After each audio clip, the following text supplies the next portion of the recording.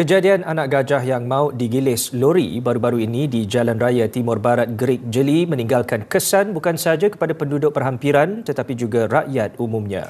Selain laluan kenderaan, lokasi itu turut menjadi habitat gajah dan haiwan liar lain.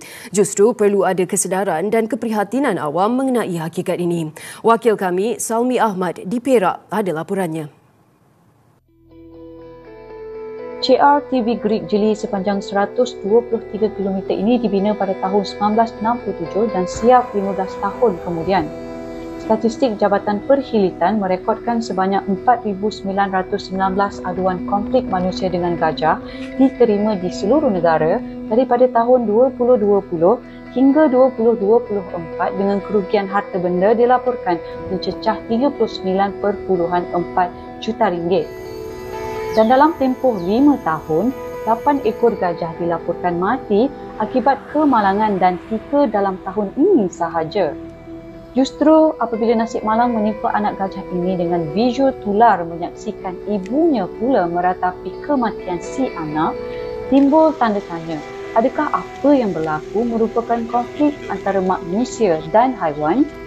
Jadi kalau kita boleh perhatikan bahawa berapa peratus yang sedar bahawa laluan ni kaya dengan haiwan liar, tapi masih juga bawa kenderaan secara laju. Jadi ini semua menyumbang kepada faktor konflik antara manusia dan haiwan. Hakikatnya, akibat daripada rekod kemalangan membabitkan haiwan liar di kawasan ini yang terus meningkat, peranan sukarelawan peronda yang berpengalaman sedikit sebanyak membantu pihak berkuasa dalam menyampaikan maklumat serta kesedaran.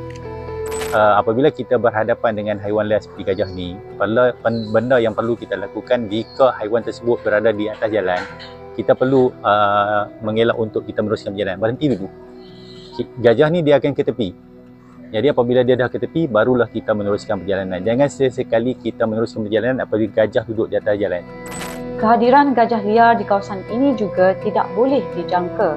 Dan di sinilah perlunya ada sikap bertimbang rasa seperti memandu mengikut had laju dibenarkan serta tidak memotong garisan kembang. Laluan di Jalan Timur Barat ni sudah tentu ianya seperti salah satu daripada laluan safari lah yang perlu kita kena alert lah. Di mana kehadiran binatang-binatang ni cukup banyak dia di tepi jalan. Dan dia bukan di waktu siang saja, malahan di waktu malam. Papan tanda ini bukan sekadar peringatan biasa. Sebaliknya, ia memberi amaran tentang kewujudan lintasan gajah di